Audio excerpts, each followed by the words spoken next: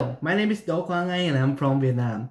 I'm currently in the second semester of my first year at Swinburne University, following a course in Bachelor of Computer Science.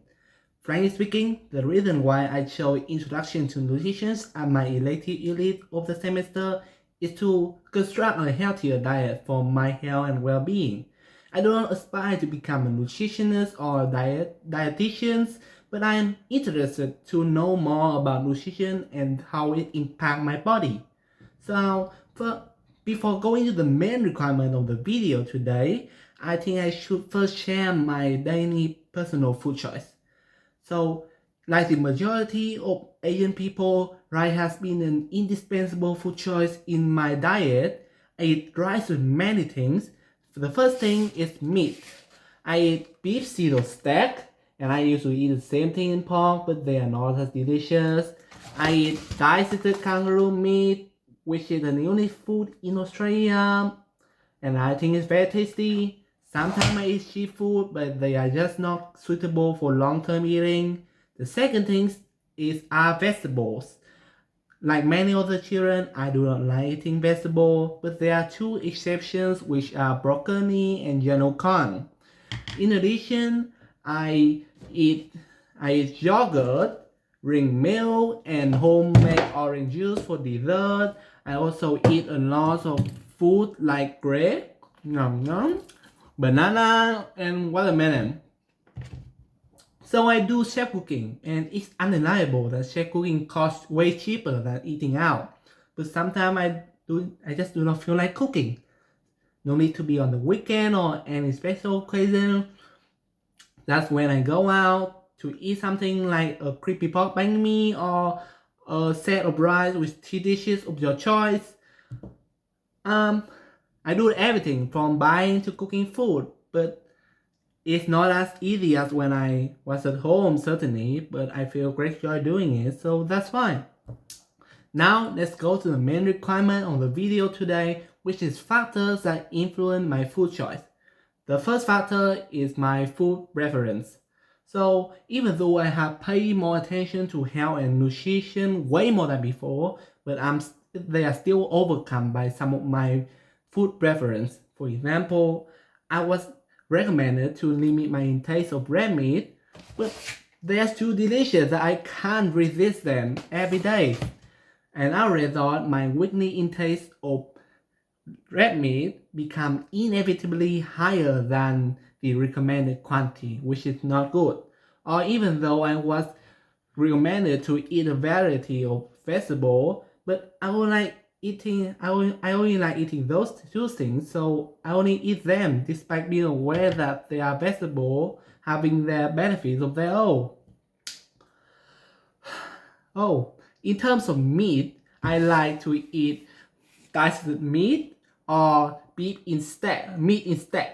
This is related to one of the upcoming factors. The second factor is my cooking skill. So if a professional chef has various tools in his or her repertoire to cook food, then all I know is cooking rice, boiling eggs and broccoli, putting the yellow corn into the microwave, and finally using this frying pan to fry meat. They are all easy work to do, and as a result, the only dish I can make is by putting everything together, quite like bibimbap, a popular food in Korea, but way less decorative. It's clear to see that how my cooking skill limit my food choice, but do I want to change it? Not really. Why? Because of my third factor, which is time-saving convenience. Believe me, it takes me like 10 to 15 minutes to have my meal ready for me. Because everything I do is basic, it's easy to do, and as a result, quick to finish. Back to my meat preference. Why do I like those kind of meat? Because I just need to throw them into my frying pan to fry them. Easy, time saving, and still tasty. I will not hide my laziness to cook food, but another reason for that is so I can have more time for my study and for my playing. Yeah. And finally, the last factor that influenced my food choice is health and nutrition benefits. So Before going to Australia, I weighed around 81 kilograms and was certainly overweighted. One of the reasons for that is because I used to have no awareness of how food intake impacts my body. So I ate everything that my family cooked for me, which didn't follow any health recommendation. I consumed too much sugar intake from eating rice and confectionery, and as a result, my belly turned into a big lump. But things changed. I found my body conditional unacceptable, so I decided to train myself by paying more attention to health and nutrition. I really like the health star rating in Australia, which doesn't exist in my country, and I have a rule to only eat products which are 3 stars or above.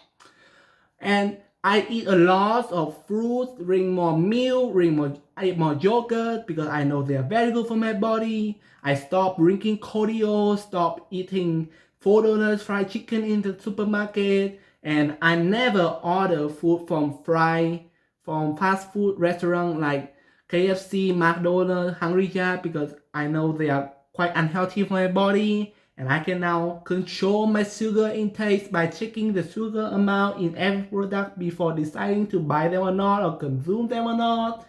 And other thing combined with going to the gym has reduced my weight to by 10 kilograms after only half a year, a quite significant degree I would say. However, I'm aware that my knowledge in nutrition is still very limited, so I expect a lot from the elite. After a few weeks learning, I have learned things like diverse factors impact human food choice, and they are more interesting than expected. I hope to learn more in the future. Thank you for watching the video.